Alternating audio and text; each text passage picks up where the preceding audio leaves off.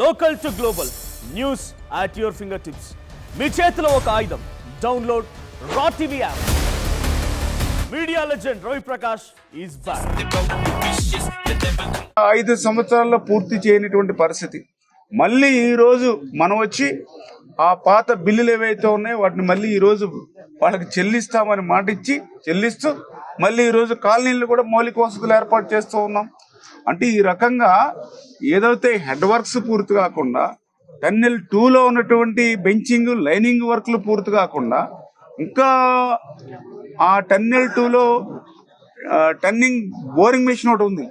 ఆ tunnel boring machine తీయకుండా water కూడా ముందుకెళ్లేటువంటి పరిస్థితి కాదు. అది ఆల్రెడీ కోర్టు వివాదంలో కూడా ఉంది.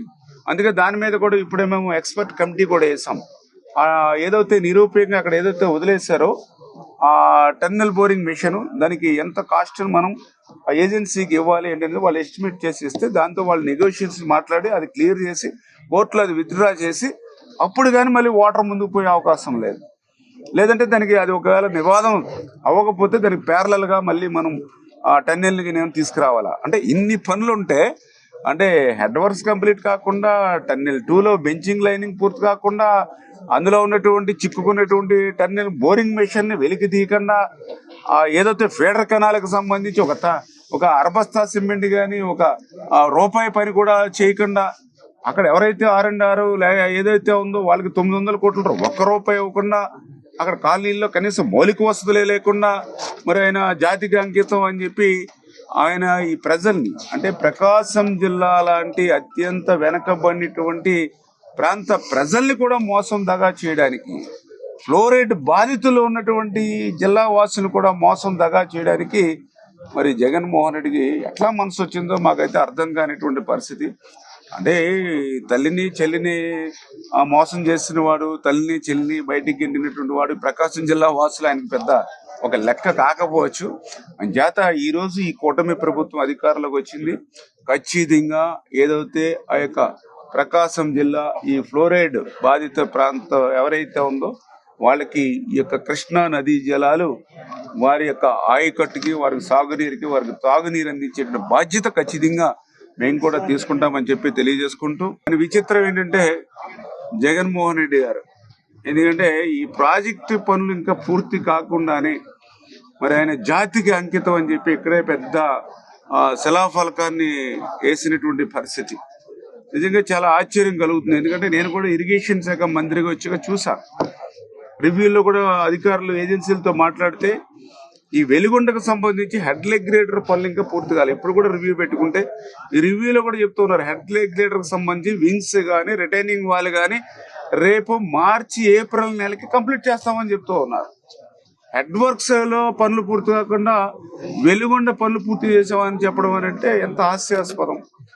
దాని తర్వాత చూస్తే టన్నెల్ 1 ఉంది, టన్నెల్ 2 ఉంది. టన్నెల్ 2లో ఇంకా బెంచింగ్ పనులు ఉన్నాయి, టన్నెల్ 2లో ఇంకా లైనింగ్ పనులు ఉన్నాయి. ఆ లైనింగ్ పనులు కూడా దగ్గర నేను మా అధికారంలోకి వచ్చిన తర్వాత చూస్తే 7 కిలోమీటర్ లైనింగ్ ఉంది. ఇందు ముందు 2 గ్యాండరీలు పనిచేస్తుంటే ఇప్పుడు మళ్ళీ 3వ గ్యాండరీ తెచ్చాం, మళ్ళీ మొన్న 4వ గ్యాండరీని కూడా తెచ్చాం. ఈ 4 గ్యాండరీలు పెట్టి డే అండ్ నైట్ వర్క్ చేస్తే రేపు 2026కి జూన్కి పూర్తి చేయగలమని అక్కడ అధికారులు కానీ ఏజెన్సీ కానీ చెప్తున్నటువంటి పరిస్థితి. ఇంకా ఎందుకంటే ఇప్పటికీ ఇంకా 4200 మీటర్లు ఇంకా లైనింగ్ ఉంది. పర్ మంత్ 450 నుంచి 550 మీటర్లు చేయాలి ప్రతి నెల కూడా. అంటే అంత యుద్ధ ప్రాతినిధ్యం చేస్తేనే కానీ ఆ లైనింగ్ పూర్తి కాదు. మరి లైనింగ్ పూర్తి కాకుండా టన్నెల్ 2 పూర్తి కాకుండా మరి వెలుగొండ పూర్తి అయిపోయిందని జగన్ చెప్పడం అని అంటే ఎంత మోసం దగా. సరే ఆ టన్నెల్ దాటుకుని మరి బయటకు వస్తే వాటర్ అంతా కూడా ఫీడర్ కెనాల్ దగ్గర 21 కిలోమీటర్స్ ఫీడర్ కెనాల్ వాటర్ పోవాలి. ఆ ఫీడర్ కెనాల్ ని లాస్ట్ టైం ఇన్స్పెక్షన్కి వచ్చినప్పుడు చూస్తే వర్షపు నీరు 100 క్యూసెక్కుల వర్షపు నీరు వస్తే ఆ ఫీడర్ కెనాల్ ఎక్కడెక్కడ బ్రీచెస్ పడి అన్ని ఊళ్ళ మీదకి వచ్చేస్తున్నటువంటి పరిస్థితి. ఇప్పుడు కూడా చూశారు 3 చోట్ల మొన్న వర్షాలు పడితే గండ్లు పడినటువంటి పరిస్థితి. మరి అటువంటి ఒక్కరోజు వర్షానికే గండ్లు పడేటువంటి ఫీడర్ కెనాల్ ఉంటే రేపు టన్నెల్ నుంచి వాటర్ ఎట్లా నల్లమల సాగర్ రిజర్వాయర్కి ఎట్లా పోతుంది ఫీడర్ కెనాల్ నుంచి? మరి ఆ ఫీడర్ కెనాల్కి ₹1 పని చేయకుండా మరి పూర్తి అయిపోయిందని అంటే ఎంత మోసం, ఎంత దగా. ఈ రోజు మళ్ళీ ఈ కూటమి ప్రభుత్వం వచ్చాక మొన్ననే చంద్రబాబు నాయుడు గారు 456 కోట్లు ఆ ఫేడర్ కెనాల్కు సంబంధించి మళ్ళీ ఒక 6 కిలోమీటర్స్ సీసీ వాళ్ళు, మిగిలిన ఏదైతే బ్యాలెన్స్ ఏవైతే ఆ 15 కిలోమీటర్లు కూడా లైనింగ్, మొత్తం 456 కోట్ల రూపాయలు మొన్న మేము క్యాబినెట్లో ఆమోదింపజేసి టెండర్లు పిలిచాము. ఒక 15-20 రోజుల్లో ఆ పనులు కూడా మొదలు పెట్టబోతున్నారు ఏజెన్సీ కూడా. మరి ఇన్ని 456 కోట్ల పని ఏమో లైనింగ్ పని ఉంది, సీసీ వాళ్ళ పని ఉంది. అవి పూర్తవుతేనే కానీ ఆ యొక్క కృష్ణా నీళ్లు ఏదైతే ఆ యొక్క నల్లమల సాగర్ రిజర్వాయర్కి రావు. మరి ఇన్ని కోట్ల రూపాయల పనులుంటే మరి ఏదైతే పనులు పూర్తి చేసాం, ప్రాజెక్టు పూర్తి అయిపోయింది, జాతికి అంకితం అని అంటే ఆయన మానసికమైనటువంటి పరిస్థితి విచిత్రంగా. అదేవిధంగా ఏదైతే ఫేడర్ కెనాల్ దాటుకుని ఆ నల్లమల సాగర్ రిజర్వాయర్కి వాటర్ తీసుకెళ్తే, మరి రిజర్వాయర్ నింపాలంటే అక్కడ ఎవరైతే నిర్వాసితులు, ఆ నిర్వాసితులకే 900 కోట్లు ఇవ్వాలి.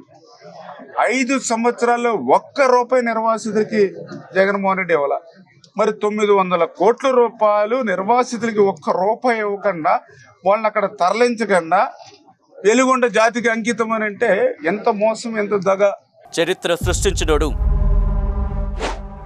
ఇప్పుడు ఆ చరిత్రని తిరగరాయబోతున్నాడు. అబద్ధాల గోడల్ని బద్దలు కొట్టి నిజాలను రాగా మీ ముందుంచబోతున్నాడు. నిజమైన వార్తల కోసం వెంటనే డౌన్లోడ్ చేసుకోండి రా యాప్ని.